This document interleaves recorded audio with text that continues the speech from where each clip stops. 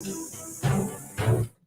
ਸ਼੍ਰੀ ਅਕਾਲ। ਤੁਸੀਂ ਜੁੜੇ ਹੋਏ ਹੋ ਪੰਜਾਬੀ ਰੇਡੀਓ ਯੂਐਸਏ ਦੇ ਨਾਲ ਤੇ ਮੈਂ ਹਾਂ ਪ੍ਰਵੀਨ ਸ਼ਰਮਾ ਲੈ ਕੇ ਹਾਜ਼ਰ ਹਾਂ ਪ੍ਰੋਗਰਾਮ ਖਬਰ ਤੇ ਨਜ਼ਰ ਪ੍ਰੋਗਰਾਮ ਦੇ ਵਿੱਚ ਕਈ ਅਹਿਮ ਤੇ ਕਈ ਖਾਸ ਖਬਰਾਂ ਨੂੰ ਲੈ ਕੇ ਚਰਚਾ ਕਰਨ ਦੇ ਲਈ ਜੁੜ ਚੁੱਕੇ ਨੇ ਪੰਜਾਬ ਤੋਂ ਪੱਤਰਕਾਰ ਦੀਪਕ ਸ਼ਰਮਾ ਚਨਾਰਥਲ ਜੀ। ਸ਼ਰਮਾ ਜੀ, ਸਤਿ ਸ਼੍ਰੀ ਅਕਾਲ। ਸਵਾਗਤ ਹੈ ਜੀ ਪੰਜਾਬੀ ਰੇਡੀਓ ਯੂਐਸਏ ਤੇ। ਸਤਿ ਸ਼੍ਰੀ ਅਕਾਲ ਪ੍ਰਵੀਨ ਜੀ, ਸਾਰੇ ਦਰਸ਼ਕਾਂ ਨੂੰ ਸਰੋਤਿਆਂ ਨੂੰ ਮੇਰੀ ਪਿਆਰ ਭਰੀ ਸਤਿ ਸ਼੍ਰੀ ਅਕਾਲ ਜੀ। ਖਬਰ ਤੇ ਨਜ਼ਰ ਪ੍ਰੋਗਰਾਮ ਨੂੰ ਸਪਾਂਸਰ ਕਰਦੇ ਨੇ ਖਾਲਸਾ ਇੰਸ਼ੋਰੈਂਸ ਏਜੰਸੀ ਵਾਲੇ, ਜਿਨ੍ਹਾਂ ਤੋਂ ਤੁਸੀਂ ਹਰ ਤਰੀਕੇ ਦੀ ਇੰਸ਼ੋਰੈਂਸ ਲੈ ਸਕਦੇ ਹੋ। ਇੰਸ਼ੋਰੈਂਸ ਬਾਰੇ ਪਤਾ ਕਰਨ ਦੇ ਲਈ ਇਹਨਾਂ ਦਾ ਨੰਬਰ ਹੈ 408-272-2500। ਇਹ 1992 ਤੋਂ ਲਗਾਤਾਰ ਇੰਸ਼ੋਰੈਂਸ ਬਿਜ਼ਨਸ ਦੇ ਵਿੱਚ ਸ਼ਾਨਦਾਰ ਸੇਵਾਵਾਂ ਦੇ ਰਹੇ ਨੇ। ਅਮਰੀਕਾ ਭਰ ਦੇ ਵਿੱਚ ਇੰਸ਼ੋਰੈਂਸ ਕਰਦੇ ਨੇ। Obama care, Medicare, covered California ਜਾਂ ਕਿਸੇ ਵੀ ਤਰ੍ਹਾਂ ਦੀ ਇੰਸ਼ੋਰੈਂਸ ਦੇ ਲਈ ਅੱਜ ਹੀ ਕਾਲ ਕਰੋ 408-272-2500 ਤੇ। ਟਰਕੀਅਨ ਇਮੀਗ੍ਰੇਸ਼ਨ ਲਾ ਫਰਮ ਵਾਲੇ ਜੇ ਟਰਕੀਅਨ ਅਟਾਰਨੀ ਟਰਕੀਅਨ ਦੇ ਨਾਲ ਤੁਸੀਂ ਯੂਐਸ ਇਮੀਗ੍ਰੇਸ਼ਨ ਬਾਬਤ ਕੋਈ ਵੀ ਸਲਾਹ ਕਰਨੀ ਹੈ, ਕੋਈ ਵੀ ਸਵਾਲ ਪੁੱਛਣਾ ਤੇ ਇਹਨਾਂ ਦਾ ਨੰਬਰ ਹੈ 415-909-0503। ਗੁਰਦੀਪ ਸਿੰਘ ਬਿਰਦੀ ਕਲੋਵੀ, ਸਤਨਾਮ ਸਿੰਘ ਸ਼ੇਰਗਿੱਲ ਸਿਲਮਾ, ਵਿਸਲਾ ਫੈਮਿਲੀ, ਕਾਬਲ ਸਿੰਘ ਫ੍ਰਿਜ਼ਨੋ, ਮਨਦੀਪ ਸਿੰਘ, ਸੰਦੀਪ ਕੌਰ ਸੈਨ ਹੋਜ਼ੇ, ਗੁਰਪਾਲ ਸਿੰਘ ਸੈਕਰਾਮੈਂਟੋ ਤੇ ਸਰਬਜੀਤ ਸਿੰਘ ਸ਼ੋਕਰ ਟਰਲਕ ਤੋਂ। ਇਹਨਾਂ ਸਾਰੇ ਹੀ ਸਪਾਂਸਰਸ ਦਾ ਬਹੁਤ ਬਹੁਤ ਧੰਨਵਾਦ। ਤੇ ਜੇਕਰ ਤੁਸੀਂ ਵੀ ਪੰਜਾਬੀ ਰੇਡੀਓ ਯੂਐਸਏ ਦੇ ਇਹਨਾਂ ਪ੍ਰੋਗਰਾਮਾਂ ਨੂੰ ਸਪਾਂਸਰ ਕਰਨਾ ਚਾਹੁੰਦੇ ਹੋ ਤਾਂ ਸਟੂਡੀਓ ਦਾ ਨੰਬਰ ਹੈ 408-272-5200। ਅੱਜ ਦਾ ਇਹ ਖਬਰ ਤੇ ਨਜ਼ਰ ਪ੍ਰੋਗਰਾਮ ਸਾਲ 2024 ਦੀ 1 ਫਰਵਰੀ ਦਾ ਪ੍ਰੋਗਰਾਮ ਹੈ ਤੇ ਦਿਨ ਅੱਜ ਵੀਰਵਾਰ ਹੈ। ਸ਼ਰਮਾ ਜੀ, ਖਬਰਾਂ ਦੇ ਵੱਲ ਆਈਏ। ਸ਼ੁਰੂਆਤ ਕਰੀਏ ਆਪਾਂ ਬਜਟ ਤੋਂ। ਕਹਿੰਦੇ ਬਜਟ ਐਸਾ ਹੈ ਕਿ ਹਰਿਆਣਾ ਨੂੰ ਗੱਫੇ ਮਿਲੇ ਨੇ ਤੇ ਪੰਜਾਬ ਨੂੰ ਧੱਕੇ ਮਿਲੇ ਨੇ। ਤੇ ਮੇਰੇ ਮਨ ਦੇ ਵਿੱਚ ਸਵਾਲ ਹੈ ਕਿ ਪੰਜਾਬ ਨੂੰ ਗੱਫੇ ਕਿੱਥੇ ਮਿਲੇ ਨੇ? ਹੁਣ ਤੱਕ ਧੱਕੇ ਹੀ ਮਿਲਦੇ ਆਏ ਨੇ ਜੀ। ਬਿਲਕੁਲ, ਇਹਦੇ ਵਿੱਚ ਕੋਈ ਦੋ ਰਾਏ ਨਹੀਂ ਜੀ ਕਿ ਇੱਕ ਵਾਰ ਫੇਰ ਇਸ ਬਜਟ ਦੇ ਵਿੱਚ ਪੰਜਾਬ ਸੂਬੇ ਨੂੰ ਅਣਗੌਲਿਆ ਕੀਤਾ ਗਿਆ। ਉਹ ਸੂਬਾ ਜਿਹੜਾ ਮਤਲਬ ਅੰਨ ਦੇ ਭੰਡਾਰ ਲਈ ਜਾਣਿਆ ਜਾਂਦਾ, ਦੇਸ਼ ਦਾ ਢਿੱਡ ਭਰਨ ਲਈ ਜਾਣਿਆ ਜਾਂਦਾ, ਉਸ ਸੂਬੇ ਨੂੰ ਤੁਸੀਂ ਦਰਕਨਾਰ ਕਰਕੇ ਇਹ ਰਾਜਨੀਤੀ ਦਾ ਇੱਕ ਹਿੱਸਾ ਹੈ। ਬਿਲਕੁਲ, ਖਾਸ ਕਰਕੇ ਤੁਸੀਂ ਓਵਰਆਲ ਵੀ ਜੇਕਰ ਦੇਖੋ ਇਸ ਬਜਟ ਨੂੰ ਤਾਂ ਖੇਤੀ ਦੇ ਹਵਾਲੇ ਨਾਲ ਸਭ ਤੋਂ ਘੱਟ ਬਜਟ ਖੇਤੀ ਲਈ ਰੱਖਿਆ ਜੀ। ਠੀਕ ਹੈ ਜੀ। ਸੋ ਜਿਹਦੇ ਸਿਰ ਤੇ ਸਰਕਾਰਾਂ ਆਪਣੀਆਂ ਯੋਜਨਾਵਾਂ ਚਲਾਉਂਦੀਆਂ ਨੇ ਤੇ ਉਸ ਕਿਸਾਨਾਂ ਦੇ ਲਈ, ਉਸ ਖੇਤੀ ਦੇ ਲਈ ਮਤਲਬ ਇੱਕ ਤਰ੍ਹਾਂ ਨਾਲ ਸਭ ਤੋਂ ਘੱਟ ਬਜਟ ਹੈ। ਖੇਤੀ ਦੇ ਲਈ ਸਭ ਤੋਂ ਘੱਟ ਬਜਟ 1.27 ਲੱਖ ਕਰੋੜ ਰੱਖਿਆ ਜੀ। ਸਭ ਤੋਂ ਵੱਧ ਰੱਖਿਆ ਲਈ ਰੱਖਿਆ 6.21 ਲੱਖ ਕਰੋੜ ਹੈ ਨਾ। ਇਸੇ ਤਰ੍ਹਾਂ ਰੇਲਵੇ ਲਈ ਵੀ 2.55 ਲੱਖ ਕਰੋੜ ਦਾ ਬਜਟ ਰੱਖਿਆ। ਚਲੋ, ਜੇਕਰ ਮੈਂ ਪੰਜਾਬ ਦੇ ਹਵਾਲੇ ਨਾਲ ਵੀ ਗੱਲ ਦੇਖਣੀ ਹੋਵੇ ਤਾਂ ਮੈਂ ਦੇਖ ਰਿਹਾ ਸੀਗਾ ਕਿ ਕੁੱਲ ਮਿਲਾ ਕੇ ਜਿਹੜੀਆਂ ਓਵਰਆਲ ਯੋਜਨਾਵਾਂ ਨੇ ਉਹਦੇ ਵਿੱਚ ਤਿਣਕਾ ਕਣ ਮਾੜਾ ਮੋਟਾ ਹਰੇਕ ਯੋਜਨਾਵਾਂ ਚ ਮਾੜਾ ਮੋਟਾ ਜਿਵੇਂ ਸੂਬਿਆਂ ਨੂੰ ਆਉਣਾ ਉਵੇਂ ਹੀ ਆਉਣਾ ਨਾ। ਸੋ ਜਿਵੇਂ ਖੇਤੀ ਪ੍ਰਧਾਨ ਪੰਜਾਬ ਸੂਬਾ, ਜੇ ਖੇਤੀ ਲਈ ਵੱਧ ਬਜਟ ਹੁੰਦਾ ਤਾਂ ਹੀ ਪੰਜਾਬ ਦੀ ਉੱਚੋਂ ਵੱਧ ਰਾਹਤ ਹੁੰਦੀ ਨਾ। ਸੋ ਖੇਤੀ ਲਈ ਸਭ ਤੋਂ ਘੱਟ ਬਜਟ ਦਾ ਮਤਲਬ ਪੰਜਾਬ ਦੇ ਲਈ ਘੱਟ ਰਾਹਤ ਹੈ ਉਹਦੇ ਵਿੱਚ। ਪਰ ਮੈਂ ਇੱਕ ਰੇਲਵੇ ਦੇ ਹਵਾਲੇ ਨਾਲ ਦੇਖ ਰਿਹਾ ਸੀ ਪ੍ਰਵੀਨ ਜੀ। ਰੇਲਵੇ ਦੇ ਮਾਮਲੇ ਦੇ ਵਿੱਚ ਹਰਿਆਣੇ ਨੂੰ ਰੇਲਵੇ ਦੀਆਂ ਸੰਬੰਧਿਤ ਯੋਜਨਾਵਾਂ ਦੇ ਲਈ 2261 ਕਰੋੜ ਰੁਪਏ ਦਿੱਤੇ ਗਏ। ਠੀਕ ਹੈ, 2261 ਕਰੋੜ। ਪੰਜਾਬ ਨੂੰ 242 ਕਰੋੜ ਦਿੱਤੇ ਗਏ ਨੇ। ਠੀਕ ਹੈ, ਉਧਰ 2261, 2000 ਹਟਾ ਦੋ, 60 ਕਰੋੜ ਤੋਂ ਵੀ ਸਾਨੂੰ ਘੱਟ ਹੈ ਉਹਨਾਂ ਨਾਲੋਂ। 2000 ਕਰੋੜ ਤਾਂ ਉਹਨਾਂ ਨੂੰ ਵੱਧ ਦਿੱਤਾ ਹੀ ਦਿੱਤਾ, ਸਿੱਧਾ 2000 ਕਰੋੜ ਸਾਡੇ ਨਾਲੋਂ ਵੱਧ ਹੈ। ਉਹ ਤੋਂ ਬਿਨਾਂ ਸਾਨੂੰ 242, ਉਹਨਾਂ ਨੂੰ 261 ਹੈ। 2261 ਕਰੋੜ ਹਰਿਆਣੇ ਨੂੰ ਮਿਲਿਆ ਜੀ। ਜਦੋਂ ਕਿ ਪੰਜਾਬ ਨੂੰ ਲੁਧਿਆਣਾ, ਮੁੱਲਾਂਪੁਰ, ਰਾਜਪੁਰਾ, ਬਠਿੰਡਾ ਇਹ ਰੇਲਵੇ ਲਾਈਨ ਦਾ ਜਿਹੜਾ ਕੰਮ ਚੱਲਣਾ ਡਬਲ ਹੋਣਾ, ਉਹਦੇ ਲਈ 242 ਕਰੋੜ ਦਿੱਤਾ। ਤੇ ਫਿਰ ਦਾਅਵਾ ਵੀ ਕੀਤਾ ਇਸ ਬਜਟ ਦੇ ਦੌਰਾਨ ਮੰਤਰੀ ਸਾਹਿਬ ਨੇ, ਉੱਥੋਂ ਦੇ ਅਧਿਕਾਰੀਆਂ ਨੇ ਬਜਟ ਪੇਸ਼ ਕਰਦੇ ਇਹ ਵੀ ਕਿਹਾ ਕਿ ਪ੍ਰਧਾਨ ਮੰਤਰੀ ਮੋਦੀ ਦੇ ਕਾਰਜਕਾਲ ਦੇ ਵਿੱਚ ਇਹਨਾਂ 10 ਸਾਲਾਂ ਦੇ ਵਿੱਚ ਹਰਿਆਣੇ ਦਾ ਜਿਹੜਾ ਰੇਲਵੇ ਬਜਟ ਆ ਅਸੀਂ 8 ਗੁਣਾ ਵਧਾਤਾ। ਸੋ ਇੱਥੋਂ ਸਪਸ਼ਟ ਦਿਖਦਾ ਕਿ ਜਾਂ ਮਤਲਬ ਤੁਸੀਂ ਇਸ ਨਜ਼ਰੀਏ ਨਾਲੇ ਚੱਲਦੇ ਹੋ ਕਿ ਜਿਹੜੇ ਸੂਬੇ 'ਚ ਸਾਡੀ ਪਾਰਟੀ ਦੀ ਸਰਕਾਰ ਹੈ ਉੱਥੇ ਲਈ ਅਸੀਂ ਵੱਧ ਨਜ਼ਰਸਾਨੀ ਕਰਾਂਗੇ, ਜਿੱਥੇ ਸਾਡੀ ਪਾਰਟੀ ਸਰਕਾਰ ਨਹੀਂ ਹੈ ਉੱਥੇ ਦੇ ਲੋਕਾਂ ਨੂੰ ਇਹ ਜਤਾ ਦਈਏ ਕਿ ਤੁਹਾਡਾ ਅਸੀਂ ਕੁਝ ਨਹੀਂ ਕਰ ਸਕਦੇ, ਕਿਉਂਕਿ ਤੁਸੀਂ ਸਾਨੂੰ ਜੇਕਰ ਵੋਟਾਂ ਪਾਓਗੇ, ਸਾਨੂੰ ਜਿਤਾਓਗੇ, ਫਿਰ ਤੁਹਾਡਾ ਕੁਝ ਕਰਾਂਗੇ। ਮਤਲਬ ਮੋਦੀ ਜੀ ਲਗਾਤਾਰ ਇਹ ਸ਼ਬਦ ਵਰਤਦੇ ਡਬਲ ਇੰਜਨ। ਜੀ ਬਿਲਕੁਲ ਬਿਲਕੁਲ ਕਹਿੰਦੇ ਨੇ। ਸੋ ਪੰਜਾਬ ਦੇ ਤਾਂ ਆਮ ਲੋਕਾਂ ਦੇ ਲਈ, ਚਾਹੇ ਉਹ ਮਾਨ ਸਰਕਾਰ ਇਹ ਯੋਜਨਾ ਲਿਆਈ ਸੀ ਉਹਦੇ ਲਈ ਵੀ ਇੰਜਨ ਰੋਕ ਲਏ ਸੀ ਤੁਸੀਂ ਤਾਂ ਸਾਡੇ ਯਾਤਰਾ ਵਾਲੇ। ਪੈਸਾ ਲੈ ਕੇ ਵੀ ਪੰਜਾਬ ਤੋਂ ਜੀ ਪੰਜਾਬ ਦੀ ਭਾਜਪਾ ਕਹਿੰਦੀ ਹੈ ਕਿ ਅਸੀਂ ਲੈ ਕੇ ਜਾਵਾਂਗੇ ਜੀ ਪੰਜਾਬ ਤੋਂ ਅਯੋਧਿਆ ਲੋਕਾਂ ਨੂੰ ਦਰਸ਼ਨ ਕਰਾਉਣਾ ਨਾ। ਸੋ ਇਸ ਲਈ ਜਦੋਂ ਦੂਸਰੀ ਪਾਰਟੀ ਕਰੇ ਫਿਰ ਤੁਸੀਂ ਕਹਿੰਦੇ ਹੋ ਰਿਓੜੀਆਂ ਤੇ ਤੁਸੀਂ ਕਰਨੀ ਹੈ ਫਿਰ ਸੇਵਾ। ਬਿਲਕੁਲ ਜੀ, ਇਦਾਂ ਹੀ। ਪਰ ਇਸ ਬਜਟ ਨੂੰ ਲੈ ਕੇ ਪੰਜਾਬ ਇਹ ਗੱਲ ਮਹਿਸੂਸ ਕਰਦਾ ਹੈ ਕਿ ਸਾਡੇ ਗਵਾਂਢੀ ਸੂਬੇ ਹਰਿਆਣੇ ਦੇ ਹਿਸਾਬ ਨਾਲ ਆਪਾਂ ਪੂਰੇ ਮੁਲਕ ਦੀ ਵੀ ਜੇਕਰ ਤੁਲਨਾ ਨਾ ਕਰੀਏ ਤਾਂ ਇਕੱਲੇ ਗਵਾਂਢੀ ਸੂਬੇ ਦੇ ਹਵਾਲੇ ਨਾਲ ਜੇਕਰ ਹਰਿਆਣੇ 'ਚ ਤੁਸੀਂ ਰੇਲਵੇ ਪ੍ਰੋਜੈਕਟਾਂ ਦਾ ਇੰਨਾ ਪੈਸਾ ਖਰਚ ਰਹੇ ਹੋ ਤਾਂ ਪੰਜਾਬ 'ਚ ਖਰਚਣ ਲੱਗਿਆ ਕੀ ਡਰ ਲੱਗਦਾ? ਪੰਜਾਬ ਦੇ ਲਈ ਕਿਉਂ ਨਹੀਂ? ਦੂਸਰੇ ਪਾਸੇ ਮੈਂ ਉਹ ਦੇਖ ਰਿਹਾ ਸੀ, ਕਹਿੰਦੇ ਜੀ ਦੇਸ਼ ਭਰ ਦੇ ਕਿਸਾਨਾਂ ਨੂੰ ਵਿਆਜ ਮੁਕਤ ਕਰਜ਼ਾ ਮਿਲਣਾ। ਤੇ ਉਹਦੇ ਵਿੱਚ ਪੰਜਾਬ ਦੇ ਕਿਸਾਨਾਂ ਨੂੰ ਵੀ ਕਹਿੰਦੇ ਜੀ ਲਾਹਾ ਮਿਲਣਾ। ਵਿੱਤ ਮੰਤਰੀ ਹਰਪਾਲ ਚੀਮਾ ਦਾ ਹਵਾਲਾ ਮੈਂ ਦੇਖ ਰਿਹਾ ਸੀਗਾ। ਅੱਜ ਦੀ ਤਰੀਕ 'ਚ ਪ੍ਰਵੀਨ ਜੀ ਪੰਜਾਬ ਦੇ ਕਿਸਾਨਾਂ ਨੇ ਬੈਂਕਾਂ ਤੋਂ 25 ਲੱਖ ਦੇ ਕਰੀਬ ਕਿਸਾਨ ਨੇ ਜਿਨ੍ਹਾਂ ਨੇ ਬੈਂਕਾਂ ਤੋਂ ਕਰਜ਼ਾ ਚੁੱਕਿਆ ਹੋਇਆ ਪੰਜਾਬ ਦੇ। ਠੀਕ ਹੈ ਜੀ। ਮੈਂ ਹੋਰ ਤਰ੍ਹਾਂ ਦੇ ਕਰਜ਼ੇ ਦੀ ਗੱਲ ਹੀ ਨਹੀਂ ਕਰਦਾ। 25 ਲੱਖ 24.9 ਲੱਖ ਕਿਸਾਨਾਂ ਨੇ ਬੈਂਕਾਂ ਤੋਂ ਕਰਜ਼ਾ ਅੱਜ ਦੀ ਤਰੀਕ 'ਚ। ਇਸ ਕਰਜ਼ੇ ਦੇ ਚੱਕਰ 'ਚੋਂ ਮੁਕਤ ਕਰਨ ਦੀ ਕੋਈ ਯੋਜਨਾ ਨਹੀਂ ਹੈਗੀ ਜੀ। ਦੀ ਆਰਥਿਕ ਮਜ਼ਬੂਤੀ ਕਰਨ ਦੀ ਕੋਈ ਯੋਜਨਾ ਨਹੀਂ ਹੈਗੀ। ਇਸ ਸਾਰੇ ਬਜਟ ਦੇ ਵਿੱਚ MSP ਨੂੰ ਲੈ ਕੇ ਕੋਈ ਟਿੱਪਣੀ ਵੀ ਨਹੀਂ ਹੈਗੀ। ਮਤਲਬ ਫੈਸਲਾ ਤਾਂ ਇੱਕ ਗੱਲ ਹੈ, ਟਿੱਪਣੀ ਵੀ ਨਹੀਂ ਹੈਗੀ। ਸੋ ਕਰਜ਼ਾ ਦੇਣ ਦਾ ਪ੍ਰੋਵੀਜ਼ਨ ਹੈਗਾ ਕਹਿੰਦੇ ਸਾਡੇ ਕੋਲ। ਠੀਕ ਹੈ। ਸੂਬਿਆਂ ਨੇ ਲੈਣਾ ਤਾਂ ਵੀ ਕਰਜ਼ਾ ਲਓ, ਲੈਣਾ ਤਾਂ ਵੀ ਕਰਜ਼ਾ ਲਓ, ਮੁਲਾਜ਼ਮ ਨੇ ਲੈਣਾ ਤਾਂ ਵੀ ਕਰਜ਼ਾ ਲਓ। ਇਸ ਲਈ ਕਰਜ਼ੇ ਵਾਲਾ ਬਜਟ ਹੈ ਕਿ ਇਹ ਦੇਸ਼ ਨੂੰ ਬਚਾਉਣ ਸੰਭਾਲਣ ਦੇ ਲਈ ਬਜਟ ਹੈ। ਸੋ ਬਕਾਇਦਾ ਤੌਰ ਤੇ ਕਹਿੰਦੇ ਜੀ ਦੇਸ਼ ਦੇ ਕਿਸਾਨਾਂ ਦੇ ਲਈ ਵਿਆਜ ਮੁਕਤ ਕਰਜ਼ਾ ਯੋਜਨਾ ਜਾਰੀ ਰਹੂਗੀ। ਇਹਦੇ ਤਹਿਤ ਪੰਜਾਬ ਦੇ ਕਿਸਾਨਾਂ ਨੂੰ ਵੀ ਕਹਿੰਦੇ ਜੀ ਲਾਹਾ ਮਿਲ ਜਾਣਾ। ਇਹ ਯੋਜਨਾ ਜੀ ਪੰਜਾਬ ਦੇ ਕਿਸਾਨਾਂ ਲਈ ਇਹਨਾਂ ਕੋਲ। ਚਲੋ, ਪਰ ਪੰਜਾਬ ਦੇ ਵਿੱਤ ਮੰਤਰੀ ਹਰਪਾਲ ਚੀਮਾ ਹੋਰੀ ਕਹਿੰਦੇ ਜੀ ਇਹ ਬਜਟ ਪੰਜਾਬ ਦੇ ਨਾਲ ਸਿੱਧਾ ਧੋਖਾ ਇਸ ਲਈ ਵੀ ਹੈ ਕਿ ਸਾਡੇ ਲਈ ਕੋਈ ਸਿੱਧੀ ਯੋਜਨਾ ਦਾ ਐਲਾਨ ਨਹੀਂ, ਕੋਈ ਇਹਦੇ ਵਿੱਚ ਸਾਡੇ ਲਈ ਵਿਸ਼ੇਸ਼ ਫੰਡਾਂ ਦਾ ਪ੍ਰਬੰਧ ਨਹੀਂ। ਹੋਰ ਛੱਡੋ, ਕਹਿੰਦੇ ਨਵੇਂ ਤੱਕ ਕੀ ਦੇਣ ਸੀ, ਸਾਡੇ ਤਾਂ ਪੁਰਾਣੇ 18,000 ਕਰੋੜ ਰੋਕੇ ਹੋਏ ਨੇ। ਪੇਂਡੂ ਵਿਕਾਸ ਫੰਡ ਸਣੇ ਹੋਰ ਜਿੰਨੇ ਬਣਦੇ ਨੇ ਉਹਨਾਂ ਕਹਿੰਦੀ ਫੰਡ 18,000 ਕਰੋੜ ਤੋਂ ਵੱਧ ਫੰਡ ਕੇਂਦਰ ਰੋਕ ਕੇ ਬੈਠਾ। ਬਿਲਕੁਲ। ਸੋ ਇਸ ਲਈ ਇਹ ਸਿੱਧਾ ਦਿਖਦਾ ਪ੍ਰਵੀਨ ਜੀ ਕਿ ਹਰਿਆਣਾ ਨੂੰ ਜਾਂ ਭਾਜਪਾਈ ਪਰ ਜਿਹੜੇ ਸੂਬੇ ਨੇ ਜਿੱਥੇ ਭਾਜਪਾ ਦੀ ਸਰਕਾਰ ਹੈ ਉਹਨਾਂ ਸੂਬਿਆਂ ਦੇ ਲਈ ਗੱਫੇ ਨੇ ਤੇ ਪੰਜਾਬ ਦੇ ਹਿੱਸੇ ਇੱਕ ਵਾਰ ਫਿਰ ਧੱਕੇ ਹੀ ਆਏ ਨੇ। ਜੀ ਬਿਲਕੁਲ। ਤੇ ਸ਼ਰਮਾ ਜੀ, ਅਗਲੀ ਖਬਰ ਦੇ ਵੱਲ ਵਧੀਆ ਗੱਲ ਕਰੀਏ ਬਿਜਲੀ ਮਹਿਕਮੇ ਦੀ। ਬਿਜਲੀ ਮਹਿਕਮੇ ਦੇ ਕਹਿੰਦੇ ਆਪਦੇ ਫਿਊਜ਼ ਉੱਡੇ ਪਏ ਆ, ਤਨਖਾਹਾਂ ਤੇ ਪੈਨਸ਼ਨਾਂ, ਤਨਖਾਹਾਂ ਤੇ ਨਾਲ ਪੈਨਸ਼ਨਾਂ ਤੇ ਕੈਂਚੀ ਫਿਰ ਗਈ ਹੈ। ਪ੍ਰਵੀਨ ਜੀ, ਪਾਵਰਕਾਮ ਤੇ ਨਾਲ ਸੰਬੰਧਿਤ ਪੰਜਾਬ ਦੇ ਵਿੱਚ ਜਿੰਨੇ ਵੀ ਮੁਲਾਜ਼ਮ ਨੇ ਜਾਂ ਪੈਨਸ਼ਨ ਧਾਰਕ ਨੇ ਉਹਨਾਂ ਨੂੰ ਲਗਭਗ 1 ਤਰੀਕ ਨੂੰ ਜਾਂ 2 ਤਰੀਕ ਨੂੰ ਤਨਖਾਹਾਂ ਜਾਂ ਪੈਨਸ਼ਨਾਂ ਆ ਜਾਂਦੀਆਂ ਨੇ। ਜੀ। ਇਹ ਇੱਕ ਸਿਸਟਮ ਠੀਕ ਚੱਲਿਆ ਆਉਂਦਾ। ਪਰ ਇਸ ਵਾਰ ਸਿੱਧਾ ਝਟਕਾ ਲੱਗਿਆ ਕਿ ਜਿਹੜੇ ਤਾਂ ਤਨਖਾਹੀਏ ਨੇ, ਜਿਹੜੇ ਤਾਂ ਨੌਕਰੀ ਕਰ ਰਹੇ ਨੇ ਉਹਨਾਂ ਦੇ ਖਾਤਿਆਂ 'ਚ ਆਏ ਸਿਰਫ 30,000 ਤੇ ਜਿਹੜੇ ਪੈਨਸ਼ਨ ਵਾਲੇ ਨੇ ਉਹਨਾਂ ਦੇ ਖਾਤਿਆਂ 'ਚ ਆਏ ਸਿਰਫ 20,000। ਮਤਲਬ ਇਹ ਤੋਂ ਉੱਪਰ ਜਿਹਦੀ ਜਿੰਨੀ ਪੈਨਸ਼ਨ ਸੀ ਉਹ ਕੱਟ ਲਈ, ਜਿਹਦੀ 30 ਤੋਂ ਉੱਪਰ ਜਿੰਨੀ ਤਨਖਾਹ ਸੀ ਉਹ ਕੱਟ ਲਈ। ਹੁਣ ਕਿਸੇ ਦੀ ਕਿਸ਼ਤ ਕੱਟਣੀ ਹੁੰਦੀ ਹੈ, ਕਿਸੇ ਦੀ ਫੀਸ ਜਾਣੀ ਹੁੰਦੀ ਹੈ, ਕਿਸੇ ਦਾ ਕੋਈ EMI ਹੈ, ਕਿਸੇ ਨੇ ਕੋਈ ਅਗਲੀ ਤਿਆਰੀ ਕੀਤੀ ਹੁੰਦੀ ਹੈ। ਸੋ ਸਾਰਾ ਦਿਹਾੜੀਦਾਰ ਤਨਖਾਹਦਾਰ ਬੰਦਿਆਂ ਦਾ ਸਿਸਟਮ ਵਿਗੜ ਜਾਂਦਾ। ਠੀਕ ਆ, ਬੜੇ ਅਫਸਰਾਂ ਨੂੰ 1 ਨੰਬਰ 2 ਨੰਬਰ ਵਾਲਿਆਂ ਨੂੰ ਨਹੀਂ ਫਰਕ ਪੈਂਦਾ, ਪਰ ਮਹੱਤਵਪੂਰਨ ਲਈ ਤਾਂ ਝਟਕੇ ਹੁੰਦੇ ਆ ਨਾ। ਝਟਕੇ ਹੁੰਦੇ, ਬਿਲਕੁਲ ਸਹੀ। ਸੋ ਲਗਭਗ ਇਹ ਵੱਡਾ ਪਹਿਲੂ ਹੈ ਕਿ ਪੰਜਾਬ ਦੇ ਵਿੱਚ 30,000 ਦੇ ਕਰੀਬ ਪਾਵਰਕਾਮ ਦੇ ਕੋਲ ਤਨਖਾਹੀਏ ਨੇ ਤੇ ਇਹ 45,000 ਦੇ ਕਰੀਬ ਮਤਲਬ ਮੁਲਾਜ਼ਮ ਨੇ ਜਿਹੜੇ, ਤੇ 85,000 ਦੇ ਕਰੀਬ ਤਨਖਾਹ ਉਹ ਪੈਨਸ਼ਨ ਵਾਲੇ ਨੇ। ਸੋ 45,000 ਤੋਂ ਵੱਧ ਸਿੱਧੇ ਪਾਵਰਕਾਮ ਕੋਲ ਤਨਖਾਹ ਵਾਲੇ ਮੁਲਾਜ਼ਮ ਕੰਮ ਕਰਦੇ ਨੇ ਤੇ 85,000 ਤੋਂ ਜ਼ਿਆਦਾ ਪੈਨਸ਼ਨ ਵਾਲੇ ਨੇ। ਸੋ ਇਹਨਾਂ 45,000 ਨੂੰ 30,000 ਦੇ ਰੇਂਜ 'ਚ ਆਈ ਹੈ ਤੇ 85,000 ਵਾਲਿਆਂ ਨੂੰ 20,000 ਦੇ ਰੇਂਜ 'ਚ ਆਈ। ਅਸਲ 'ਚ ਹਰ ਮਹੀਨੇ 300 ਕਰੋੜ ਦਾ ਇਹ ਮਤਲਬ ਚੜ੍ਹਦੇ ਮਹੀਨੇ ਹੀ ਪਾਵਰਕਾਮ ਦਾ ਖਰਚਾ ਖੜਾ ਹੁੰਦਾ ਕਿ ਉਹਨੂੰ ਤਨਖਾਹ ਤੇ ਪੈਨਸ਼ਨਾਂ ਦੇਣੀਆਂ ਹੁੰਦੀਆਂ। ਇਹ 300 ਕਰੋੜ ਦੀ ਰਾਸ਼ੀ ਬਣਦੀ ਹੈ ਪ੍ਰਵੀਨ ਜੀ। ਹੁਣ ਇਹ ਪੈਸੇ ਆਉਣ 'ਚ ਖੜੋਤ ਕਿੱਥੋਂ ਆਈ? ਪਾਵਰਕਾਮ ਦੇ ਫਿਊਜ਼ ਉੱਡਣ ਦਾ ਕਾਰਨ ਕੀ ਹੈ? ਤੁਹਾਡੇ 1 ਨਵੰਬਰ ਇਜਲਾਸ ਹੋਣਾ।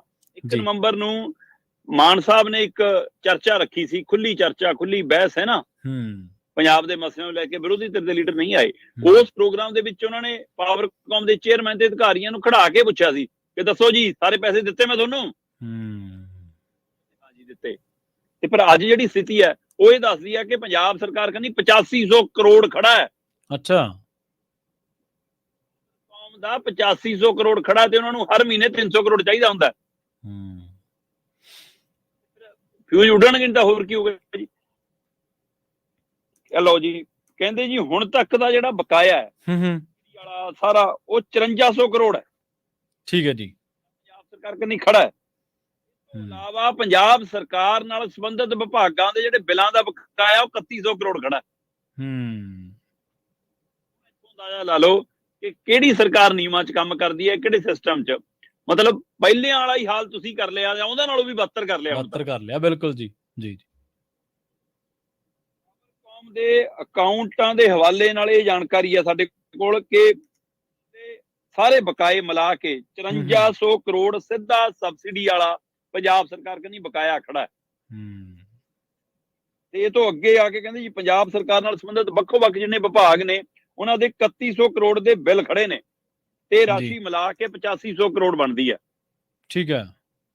ਸਾਲ ਦੀ ਸਾਡੀ ਬਿਜਲੀ ਦੀ ਸਬਸਿਡੀ 20000 22000 ਤੇ ਜਾਂਦੇ ਜਾਂਦੇ ਸਰਕਾਰ ਤੱਕ 24000 ਕਰੋੜ ਨੂੰ ਟੱਪ ਜਾਣੀ ਹੈ। ਸਰਦੀਆਂ ਨੇ ਪ੍ਰਵੀਨ ਜੀ, ਸਰਦੀਆਂ 'ਚ ਪੰਜਾਬ ਦਾ ਪਾਵਰਕਾਮ ਹਮੇਸ਼ਾ ਬਿਜਲੀ ਬਚਾਉਂਦਾ ਰਿਹਾ ਤਾਂ ਕਿ ਗਰਮੀਆਂ 'ਚ ਸਾਡੇ ਲਈ ਕੰਮ ਆ ਜਾਵੇ। ਪਰ ਇਹ ਨਵੀਂ ਪਿਰਤ ਹੈ ਪੰਜਾਬ ਦੇ ਵਿੱਚ ਇਸ ਵਾਰ ਕਿ ਬਿਜਲੀ ਨਵੀਂ ਮੁੱਲ ਖਰੀਦਣੀ ਪਈ, ਬਾਹਰਲੇ ਸੂਬਿਆਂ ਤੋਂ ਖਰੀਦਣੀ ਪਈ ਔਰ ਮਹਿੰਗੇ ਭਾਅ ਸਰਦੀਆਂ 'ਚ ਖਰੀਦਣੀ ਪਈ 10-10 ਰੁਪਏ ਪ੍ਰਤੀ ਯੂਨਿਟ ਦੇ ਹਿਸਾਬ ਨਾਲ। ਪੰਜਾਬ 'ਚ ਸਰਦੀਆਂ 'ਚ ਸਪਲਾਈ ਪੂਰੀ ਨਹੀਂ ਹੋ ਰਹੀ ਪਾਵਰਕਾਮ ਤੋਂ, ਪਿੰਡਾਂ 'ਚ ਕੱਟ 6-6 ਘੰਟਿਆਂ ਦੇ 8-8 ਘੰਟਿਆਂ ਦੇ ਕੱਟ ਨੇ ਲੱਗ ਰਹੇ ਨੇ, ਬਿਲਕੁਲ ਲੱਗ ਰਹੇ ਨੇ ਜੀ। ਸਵੇਰੇ ਲੋਕ ਸਾਰੇ ਟੱਬਰ ਨੂੰ ਠਾਲਣ ਲੱਗ ਜਾਂਦੇ ਨੇ ਕਿ ਛੇਤੀ ਉੱਠ ਕੇ ਨਹਾ ਲਓ ਨਹੀਂ ਤੁਹਾਡੇ ਗੀਜ਼ਰ ਵਾਲਾ ਪਾਣੀ ਗਰਮ ਨਹੀਂ ਹੋਣਾ। ਇਹ ਸਥਿਤੀ ਚੋਂ ਪੰਜਾਬ ਅੱਜ ਲੰਘ ਰਿਹਾ ਕਿ ਉੱਥੇ ਮਤਲਬ ਕਿ ਲਾਈਟ ਸਵੇਰੇ 7 ਵਜੇ ਚਲ ਜਾਂਦੀ ਹੈ, ਸ਼ਾਮ ਨੂੰ 4 ਵਜੇ ਆਉਂਦੀ ਹੈ, 8 ਵਜੇ ਫਿਰ ਚਲ ਜਾਂਦੀ ਹੈ, 4 ਤੋਂ 6 ਤੋਂ 8 ਘੰਟਿਆਂ ਤੱਕ ਦੇ ਕੱਟ ਨੇ। ਤੇ ਇੱਧਰ ਮੁੱਲ ਬਿਜਲੀ ਖਰੀਦ ਕੇ ਦਿੱਤੀ ਜਾ ਰਹੀ ਹੈ, ਇਹਦਾ ਬੋਝ ਕਿਹਦੇ ਸਿਰ ਤੇ ਪੈਣਾ ਜੀ? ਕਹਿੰਦੇ ਹੋਰ ਮਸਲਾ ਖੜਾ ਕਿ ਨਵਾਂ, ਪਰ ਸਰਦੀਆਂ 'ਚ ਬਿਜਲੀ ਖਰੀਦਣੀ ਪੈਣਾ ਇਹਦਾ ਮਤਲਬ ਹੈ ਕਿ ਅਸੀਂ ਘਰਾਂ ਦੇ ਵਿੱਚ 300 ਯੂਨਿਟ ਮੁਫਤ ਹੋਣ ਦੇ ਹਵਾਲੇ ਨਾਲ ਆਪਣੇ ਉਹ ਵਧਾ ਲਏ ਜਿਹੜੇ ਗਰਮ ਹਵਾ ਦੇਣ ਵਾਲੇ ਪੱਖਿਆਂ ਵਾਲੇ ਉਹ ਹੁੰਦੇ ਆ ਨਾ, ਹੀਟਰ ਲਾ ਲਓ ਜੀ, ਆਹ ਲਾ ਲਓ ਜੀ, ਅਸੀਂ ਉਹ ਲੋੜਾਂ ਵੱਧ ਵਰਤਣ ਲੱਗ ਗਏ। ਕੋਈ ਚੱਕਰ ਨਹੀਂ ਕਿ ਬਿਜਲੀ ਤਾਂ ਮਾਫ ਹੈ। ਸਰਕਾਰੀ ਦਫ਼ਤਰਾਂ ਦੇ ਵਿੱਚ ਚੱਲਦੇ ਛੱਡ ਜਾਂਦੇ ਨੇ ਜੀ, ਫਿਰ ਨੂੰ ਕਮਰਾ ਨਿੱਘਾ ਮਿਲੂਗਾ, ਕਿਹੜਾ ਬਿੱਲ ਦੇਣਾ ਹੈ। ਇਹ ਸਥਿਤੀ ਦਾ ਨਤੀਜਾ ਹੈ ਕਿ ਅੱਜ ਪਾਵਰਕਾਮ ਦੇ ਫਿਊਜ਼ ਉੱਡ ਗਏ ਨੇ ਤੇ ਉਹਦੇ ਕੋਲ ਮੁਲਾਜ਼ਮਾਂ ਨੂੰ ਤਨਖਾਹ ਤੇ ਪੈਨਸ਼ਨਾਂ ਪੂਰੇ ਦੇਣ ਲਈ ਪੈਸੇ ਨਹੀਂ ਤੇ ਪੰਜਾਬ ਸਰਕਾਰ ਕਰਨੀ ਸਿੱਧਾ 5400 ਕਰੋੜ ਇੱਕ ਖੜਾ ਤੇ 3100 ਕਰੋੜ ਦੇ ਬਿੱਲਾਂ ਦੇ ਬਕਾਏ ਖੜੇ ਨੇ। ਤੇ ਆਹ ਜਿਹੜੀ ਮੁਫਤ ਬਿਜਲੀ ਵਾਲੀ ਸਬਸਿਡੀ ਹੈ ਉਹ ਸਰਕਾਰ ਕਰਨੀ ਸਿਰ ਵਧੀ ਜਾਂਦੀ ਹੈ ਤੇ ਟੋਟਲ ਸਾਲ ਦਾ ਖਰਚਾ ਵਧੀ ਜਾਂਦਾ ਹੈ ਤੇ ਇਹਦੇ ਨਾਲ ਫਿਰ ਪਾਵਰਕਾਮ ਵੀ ਕਮਜ਼ੋਰ ਤੇ ਪੰਜਾਬ ਦੇ ਖਜ਼ਾਨੇ ਤੇ ਵੀ ਬੋਝ ਤੇ ਫਿਰ ਕਹਿਣ ਨੂੰ ਇਹ ਕਿ ਅਸੀਂ ਸਹੂਲਤ ਦਿੱਤੀ ਹੈ ਜੀ ਹੋਰ ਸੂਬੇ ਦਿੰਦੇ ਨਹੀਂਗੇ। ਸੋ ਇਹੀ ਜੀ ਸਹੂਲਤ ਦਾ ਕੀ ਫਾਇਦਾ, ਉਹ ਸੋਨਾ ਕੀ ਕਰਨਾ ਜਿਹੜਾ ਕੰਨ ਪਾੜੇ। ਜੀ ਬਿਲਕੁਲ। ਤੇ ਸ਼ਰਮਾ ਜੀ ਆਪਾਂ ਗੱਲ ਕਰੀਏ ਸਰਕਾਰ ਦੀ, ਕਹਿੰਦੇ 12ਵੀਂ ਜਮਾਤ ਦੀਆਂ ਕੁੜੀਆਂ ਦੇ ਲਈ ਜਿਹੜਾ ਪ੍ਰੀਖਿਆ ਸੈਂਟਰ ਆ ਉਹ 10 ਨਹੀਂ 20 ਨਹੀਂ 30 ਨਹੀਂ 40 ਨਹੀਂ 50 ਨਹੀਂ 60 ਨਹੀਂ 70 ਕਿਲੋਮੀਟਰ ਦੂਰ ਬਣਾ ਦਿੱਤਾ ਜੀ। ਬਿਲਕੁਲ ਜੀ, ਇਹ ਸਿੱਖਿਆ ਨੀਤੀ ਦੇ ਮਾਹਰ ਨੇ, ਇਹਨਾਂ ਕੋਲ ਜਿੰਨੀ ਸਿੱਖਿਆ ਦੀ ਸਮਝ ਇਹਨਾਂ ਕੋਲ ਹੈ। ਦਿੱਲੀ ਦਾ ਮਾਡਲ ਲੈ ਕੇ ਆਏ ਨੇ ਦੇਸ਼ ਦੀ ਰਾਜਧਾਨੀ ਦਾ ਤੇ ਉਹ ਮਾਡਲ ਪੰਜਾਬ 'ਚ ਲਾਗੂ ਕੀਤਾ, ਉਹਦਾ ਨਤੀਜਾ ਭੋਗ ਰਿਹਾ ਪੰਜਾਬ। ਪਿੰਡਾਂ ਦੇ ਵਿੱਚ ਖਨੌਰੀ ਖੇਤਰ ਹੈ ਜੀ, ਖਨੌਰੀ ਦਾ ਕੁੜੀਆਂ ਦਾ ਸੀਨੀਅਰ ਸੈਕੰਡਰੀ ਸਕੂਲ ਹੈ। ਸੀਨੀਅਰ ਸੈਕੰਡਰੀ ਸਕੂਲ ਦੀਆਂ ਬੱਚੀਆਂ ਦੇ ਲਈ ਸੈਂਟਰ ਬਣਾਇਆ ਜੀ ਸੰਗਰੂਰ ਦਾ ਮੈਰੀਟੋਰੀਅਸ, ਉੱਥੇ ਵਾਲਾ ਘਵਾਗਾ ਵਾਲਾ ਕਿੱਥੇ ਵਾਲਾ ਸੀਗਾ ਉਹ ਜਿੱਥੇ ਆਪਾਂ 2 ਦਿਨ ਪਹਿਲਾਂ ਤੋਂ ਖਬਰਾਂ ਕਰਦੇ ਆਏ ਹੈ ਨਾ, ਉੱਥੇ ਮੈਰੀਟੋਰੀਅਸ ਸਕੂਲ ਜਿਹੜਾ ਸੰਗਰੂਰ ਦੇ ਵਿੱਚ ਪੈਂਦਾ ਜਿੱਥੇ ਪਹਿਲਾਂ ਉਹ ਖਾਣੇ ਵਾਲਾ ਮਾਮਲਾ ਵਾਪਰਿਆ, ਬੱਚੇ ਦੀ ਖੁਦਕੁਸ਼ੀ ਵਾਲਾ ਮਾਮਲਾ ਵਾਪਰਿਆ, ਉਹ ਘਾਬ ਦਾ ਉਸ ਘਾਬ ਦਾ ਮੈਰੀਟੋਰੀਅਸ ਸਕੂਲ ਜਿਹੜਾ ਸੰਗਰੂਰ ਦਾ ਉੱਥੇ ਇਹਨਾਂ ਦਾ ਖਨੌਰੀ ਵਾਲੀਆਂ ਬੱਚੀਆਂ ਦਾ ਸੈਂਟਰ ਉੱਥੇ ਬਣਾਇਆ। ਠੀਕ ਹੈ ਜੀ। ਸਕੂਲ ਤੋਂ ਹੀ ਖਨੌਰੀ ਦੇ ਕੁੜੀਆਂ ਦੇ ਸਕੂਲ ਤੋਂ ਹੀ ਘਾਬਦਾ ਦੇ ਮੈਰੀਟੋਰੀਅਸ ਸਕੂਲ ਤੱਕ ਦਾ ਸਫ਼ਰ 63 ਕਿਲੋਮੀਟਰ ਹੈ ਤੇ ਕੁੜੀਆਂ ਕਹਿੰਦੀਆਂ ਅਸੀਂ ਆਪਣੇ ਆਪਣੇ ਘਰਾਂ ਚੋਂ ਜੇਕਰ ਨਿਕਲ ਕੇ ਜਾਂਦੀਆਂ ਤਾਂ 70 ਕਿਲੋਮੀਟਰ ਤੋਂ ਵੱਧ ਸਫ਼ਰ ਪੈਂਦਾ ਸਾਨੂੰ। ਅੱਛਾ। ਤੇ ਸਰਕਾਰ ਦਾ ਨਿਯਮ ਕਹਿੰਦਾ ਕਿ 12 ਕਿਲੋਮੀਟਰ ਤੋਂ ਦੂਰ ਸੈਂਟਰ ਨਹੀਂ ਹੋ ਸਕਦਾ ਜਵਾਕਾਂ ਲਈ। ਨਿਯਮ 12 ਕਿਲੋਮੀਟਰ ਦਾ ਹੈ, 70 ਕਿਲੋਮੀਟਰ ਸ਼ਾਇਦ ਸਰਕਾਰ ਦੀ ਨਜ਼ਰ 'ਚ 12 ਤੋਂ ਘੱਟ ਹੁੰਦਾ ਹੋਊਗਾ। ਹਾਂਜੀ ਬਿਲਕੁਲ। ਇਹ ਵੀ ਨਹੀਂ ਪਤਾ ਕਿ ਅਸੀਂ ਸੈਂਟਰ ਬਣਾ ਵੀ ਕੁੜੀਆਂ ਦਾ ਰਹੇ ਹਾਂ। ਖਨੌਰੀ ਤੋਂ ਸੰਗਰੂਰ ਤੇ ਘਾਬਦਾ ਮੈਰੀਟੋਰੀਅਸ ਸਕੂਲ ਤੱਕ ਪਹੁੰਚਣ ਦੇ ਲਈ 3 ਬੱਸਾਂ ਬਦਲਣੀਆਂ ਪੈਂਦੀਆਂ। ਪਹੁੰਚਣਗੀਆਂ ਕਿਵੇਂ? ਪੇਪਰ ਦੇ ਪਾਉਣਗੀਆਂ, ਸਾਰੀਆਂ ਸਮੇਂ ਸਿਰ ਪਹੁੰਚ ਪਾਉਣਗੀਆਂ, ਫਿਰ ਉੱਥੇ ਜਿਹੇ ਜਿਹੇ ਨਿਯਮ ਦੇ ਨਹੀਂ ਜੀ 1 ਮਿੰਟ ਲੇਟ ਹੋ ਗਏ ਹੁਣ ਤਾਂ ਬਾਹਰ ਰਹੋ। ਕਿੰਨਾ ਕੁਝ ਦੂਸਰਿਆਂ ਦੇ ਨਿਰਭਰ ਹੋ ਰਹੇ। ਪਿੰਡਾਂ ਦੇ ਜਵਾਕ, ਸਧਾਰਨ ਘਰਾਂ ਦੀਆਂ ਬੱਚੀਆਂ, ਸਾਰਿਆਂ ਕੋਲ ਉਹੋ ਜਿਹੇ ਸਾਧਨ ਸੰਪੰਨ ਵੀ ਨਹੀਂ ਹੋਣਗੇ ਆਪਣੀਆਂ ਕਾਰਾਂ ਲੈ ਕੇ ਚਲੇ ਜਾਣ। ਸਕੂਟਰਾਂ ਤੇ ਮੋਟਰਸਾਈਕਲਾਂ ਤੇ ਜਾਂ ਬੱਸਾਂ 'ਚ ਸਫ਼ਰ ਕਰਨਾ, 70 ਕਿਲੋਮੀਟਰ ਦੂਰ ਕੁੜੀਆਂ ਦਾ ਉਹੀ ਮਾਨਸਿਕ ਦਬਾਅ ਰਹਿੰਦਾ ਬੱਚੇ ਤੇ। ਤਾਂ ਉਧਰ ਪੇਪਰ ਦੇਣਾ ਤੇ ਉਧਰ ਦਬਾਅ ਇਹ ਹੈ ਕਿ ਸੈਂਟਰ ਸਮੇਂ ਸਿਰ ਪਹੁੰਚ ਪਾਵਾਂਗੇ ਕਿ ਨਹੀਂ। ਸਕੂਲ ਦੇ ਪ੍ਰਿੰਸੀਪਲ ਨੇ, ਪਿੰਡ ਦੀ ਪੰਚਾਇਤ ਨੇ ਲਿਖ ਕੇ ਭੇਜ ਲਿਆ, ਚਿੱਠੀਆਂ ਲਿਖ ਲਈਆਂ ਸਰਕਾਰ ਨੂੰ, ਸਿੱਖਿਆ ਵਿਭਾਗ ਨੂੰ, ਮੰਤਰੀ ਸਾਹਿਬ ਨੂੰ, ਅਜੇ ਤੱਕ ਕੋਈ ਜਵਾਬ ਨਹੀਂ। ਤੇ ਆ ਪੇਪਰ ਸਿਰ ਤੇ ਖੜੇ ਨੇ ਜੀ। 13 ਫਰਵਰੀ ਤੋਂ ਪੇਪਰ ਹੈ ਜੀ। 13 ਫਰਵਰੀ ਤੋਂ ਲੈ ਕੇ 30 ਮਾਰਚ ਤੱਕ ਪੇਪਰ ਹੋਣੇ ਨੇ। ਇਹ 8ਵੀਂ ਜਮਾਤ ਦੇ ਪੇਪਰ 7 ਮਾਰਚ ਤੋਂ 27 ਮਾਰਚ ਨੇ, ਉਹ ਸਕੂਲ 'ਚ ਹੋ ਜਾਣੇ ਹੋਣੇ। 10ਵੀਂ ਦੇ ਜੀ 13 ਫਰਵਰੀ ਤੋਂ 6 ਮਾਰਚ ਨੇ ਜੀ, ਤੇ 12ਵੀਂ ਦੇ 13 ਫਰਵਰੀ ਤੋਂ 30 ਮਾਰਚ ਤੱਕ ਨੇ ਪੇਪਰ। ਠੀਕ ਹੈ ਜੀ। 350 ਦੇ ਕਰੀਬ ਇਸ ਸਕੂਲ 'ਚ ਜਵਾਕ ਪੜ੍ਹਦੇ ਨੇ ਤੇ 70 ਕਿਲੋਮੀਟਰ ਦੂਰ ਇਹਨਾਂ ਦਾ ਸੈਂਟਰ ਬਣਾ ਕੇ ਸਰਕਾਰ ਨੇ ਇਹਨਾਂ ਬੱਚਿਆਂ ਨਾਲ ਸਿੱਧਾ ਧੋਖਾ ਕੀਤਾ। ਉਹ ਕਹਿੰਦੀਆਂ 11 ਵਜੇ ਪੇਪਰ ਸ਼ੁਰੂ ਹੋਣਾ ਸਾਡਾ, ਕਿ ਅਸੀਂ ਕਿਵੇਂ ਸਮੇਂ ਸਿਰ ਪਹੁੰਚ ਸਕਦੀਆਂ, ਕਿਵੇਂ ਨਹੀਂ। ਇਹਦੇ ਲਈ ਬਕਾਇਦਾ ਲਿਖ ਕੇ ਭੇਜਿਆ, ਸਾਰਾ ਕੁਝ ਬੇਨਤੀ ਕੀਤੀ ਆ, ਤੇ ਪਰ ਅਜੇ ਤੱਕ ਸੈਂਟਰ ਬਦਲਣ ਦੀ ਜਾਣਕਾਰੀ ਨਹੀਂ ਆਈ। ਬੱਚੇ, ਮਾਪੇ ਤੇ ਅਧਿਆਪਕ ਇਸ ਗੱਲ ਨੂੰ ਲੈ ਕੇ ਪਰੇਸ਼ਾਨ ਨੇ। ਇਹ ਇੱਕ ਸਕੂਲ ਦਾ ਮਾਮਲਾ ਸਾਹਮਣੇ ਆ ਸਕਦਾ, ਪੰਜਾਬ 'ਚ ਅਜਿਹੀਆਂ ਕਤਾਈਆਂ ਹੋਰ ਥਾਈਂ ਵੀ ਹੋਈਆਂ ਹੋਣਗੀਆਂ। ਪ੍ਰਵੀਨ ਜੀ ਬਿਲਕੁਲ। ਤੇ ਸ਼ਰਮਾ ਜੀ ਗੱਲ ਕਰੀਏ, ਕਹਿੰਦੇ ਕੇਜਰੀਵਾਲ ਨੂੰ ਬਚਾਉਣ ਦੇ ਲਈ ਪੰਜਾਬ ਤੋਂ ਆਪ ਤੁਰੀ ਦਿੱਲੀ ਨੂੰ ਜੀ। ਪ੍ਰਵੀਨ ਜੀ, ਅੱਜ ਕੇਜਰੀਵਾਲ ਸਾਹਿਬ ਦੇ 5ਵੇਂ ਸੰਮਣ ਦੇ ਹਵਾਲੇ ਨਾਲ ਸੱਦਾ ਪੱਤਰ, ਉਹਨਾਂ ਨੂੰ 5ਵਾਂ ਲਵ ਲੈਟਰ ਆਇਆ ਸੀ। ਅੱਛਾ। ਪਰ ਉਹ ਅਜੇ ਤੱਕ ਪੇਸ਼ ਨਹੀਂ ਹੋਏ। ਸੋ ਅੱਜ 2 ਫਰਵਰੀ ਹੈ ਜੀ। 2 ਫਰਵਰੀ ਨੂੰ ਉਹਨਾਂ ਨੂੰ ਫਿਰ ਦੁਬਾਰਾ 2 ਨਵੰਬਰ ਨੂੰ ਪਹਿਲਾ ਤੇ 2 ਫਰਵਰੀ ਦੇ ਲਈ 5ਵਾਂ।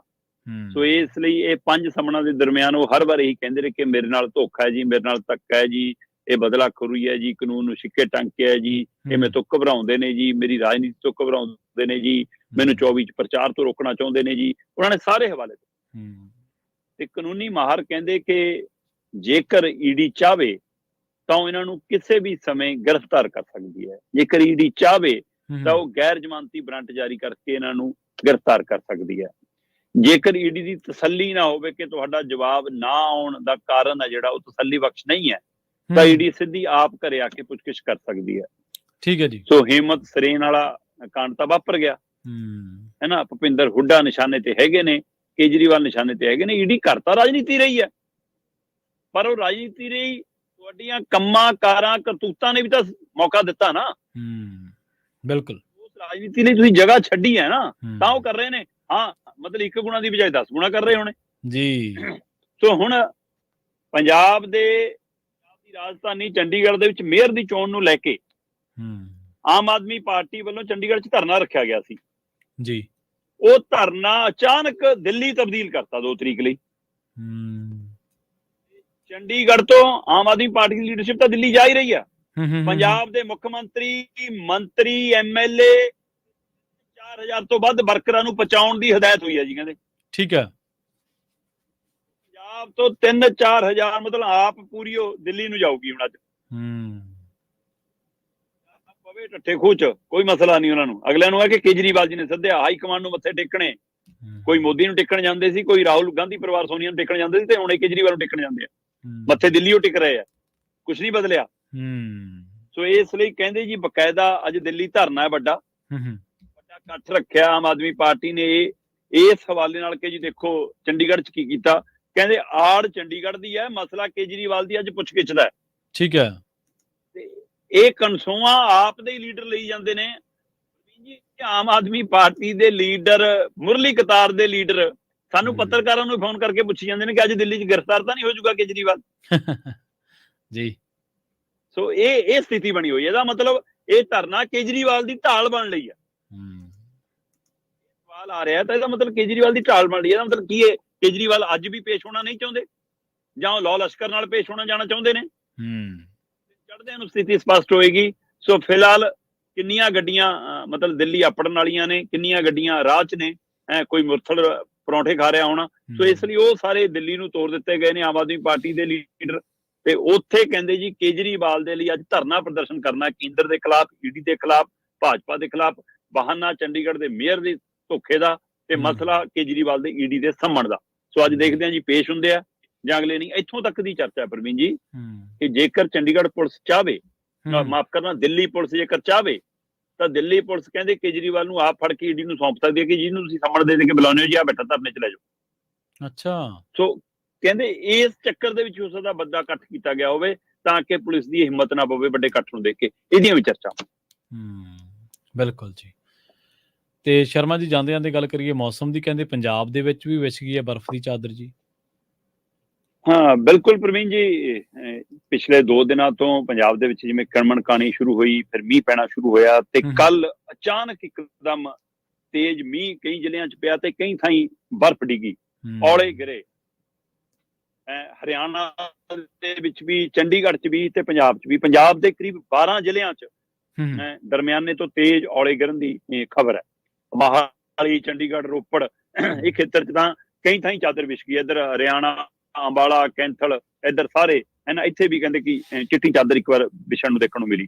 ਸੋ ਇਹ ਸਾਰਾ ਵਰਤਾਰਾ ਮੌਸਮ ਵਿਭਾਗ ਦੇ ਹਵਾਲੇ ਨਾਲ ਸੀਗਾ। ਉਹ ਕਹਿੰਦੇ ਕਿ ਅਚਾਨਕ ਜਦੋਂ ਮੀਂਹ ਪੈਣ ਨਾਲ ਤੇ ਉੱਪਰ ਪਹਾੜਾਂ 'ਚ ਬਰਫ਼ ਪੈਣ ਨਾਲ ਤਾਪਮਾਨ ਡਿੱਗਿਆ, ਠੀਕ ਹੈ ਜੀ, ਤੇ ਉਹ ਇੰਨੀ ਤੇਜ਼ੀ ਨਾਲ ਡਿੱਗਿਆ ਕਿ ਕਣੀਆਂ ਕਹਿੰਦੇ ਫਿਰ ਔਲਿਆਂ 'ਚ ਬਦਲ ਗਈਆਂ, ਬਰਫ਼ 'ਚ ਬਦਲ ਗਈਆਂ। ਸੋ ਇਸ ਲਈ ਕਹਿੰਦੇ ਕਿ ਇਹ ਤਾਂ ਪੰਜਾਬ 'ਚ ਬਰਫ਼ਬਾਰੀ ਹੋਈ। ਬੇਸ਼ੱਕ ਇਹ ਮੀਂਹ ਕਣਕ ਲਈ ਕਹਿੰਦੇ ਘਿਓ ਦਾ ਕੰਮ ਕਰਦਾ, ਪਰ ਜੇਕਰ ਬਰਫ਼ਬਾਰੀ ਜ਼ਿਆਦਾ ਹੋਗੀ ਜਾਂ ਔਲੇ ਤੇਜ਼ੀ ਨਾਲ ਗਿਰਨ ਤਾਂ ਉਹਦੇ ਨੁਕਸਾਨ ਵੀ ਫਸਲ ਨੂੰ ਕਰਦੇ ਆ।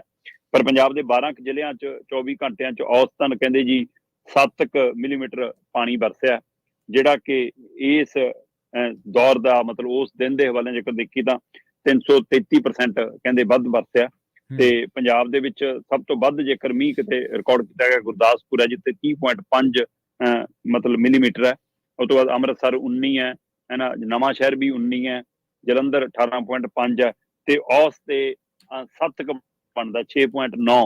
ਸੋ ਇਸੇ ਤਰ੍ਹਾਂ ਹਰਿਆਣਾ 'ਚ ਵੀ ਚੰਗਾ ਮੀਂਹ ਪਿਆ ਤੇ ਮੌਸਮ ਵਿਭਾਗ ਦਾ ਕਹਿਣਾ ਹੈ ਕਿ ਅੱਜ ਕੱਲ 2 ਦਿਨ ਅਜੇ ਧੁੰਦ ਰਹੂਗੀ, ਠੰਡ ਰਹੂਗੀ, ਬਿਜਲੀ ਚਮਕਦੀ ਰਹਿ ਸਕਦੀ ਹੈ ਤੇ ਇਹ ਹਫ਼ਤਾ ਪੂਰਾ ਮੀਂਹ ਦਾ ਸਾਹਮਣਾ ਵੀ ਕਰਨਾ ਪੈ ਸਕਦਾ ਹੈ। ਸੋ ਮੌਸਮ ਬਦਲਣ ਨਾਲ ਕਾਫੀ ਰਾਹਤ ਵੀ ਆਈ ਹੈ ਲੋਕਾਂ ਨੂੰ, ਕਿਉਂਕਿ ਸੁੱਕੀ ਠੰਡ ਸਿਹਤ ਲਈ ਵੀ, ਗਲੇ ਦੀਆਂ ਬਿਮਾਰੀਆਂ ਲਈ ਵੀ ਕਾਫੀ ਖਰਾਬ ਕਰ ਰਹੀ ਸੀ। ਸੋ ਪਰ ਹਜੇ ਹਫ਼ਤਾ 10 ਦਿਨ ਠੰਡ ਦੇ ਅਸਾਰ ਬਣੇ ਰਹਿਣਗੇ ਪ੍ਰਵੀਨ ਜੀ। ਜੀ ਸ਼ਰਮਾ ਜੀ, ਇਹਨਾਂ ਖਾਸ ਖਬਰਾਂ ਤੇ ਖਾਸ ਜਾਣਕਾਰੀਆਂ ਦੇ ਲਈ ਤੁਹਾਡਾ ਬਹੁਤ ਧੰਨਵਾਦ ਜੀ। ਬਹੁਤ ਸ਼ੁਕਰੀਆ ਪ੍ਰਵੀਨ ਜੀ। ਪ੍ਰੋਗਰਾਮ ਖਬਰ ਤੇ ਨਜ਼ਰ ਨਾ ਪਏ ਇੱਥੇ ਸਮਾਪਤ ਕਰਾਂਗੇ। ਤੁਹਾਡਾ ਸਾਰਿਆਂ ਦਾ ਵੀ ਬਹੁਤ ਧੰਨਵਾਦ। ਸਤਿ ਸ੍ਰੀ ਅਕਾਲ। ਜੁੜੇ ਰਹੋ ਪੰਜਾਬੀ ਰੇਡੀਓ USA ਦੇ ਨਾਲ।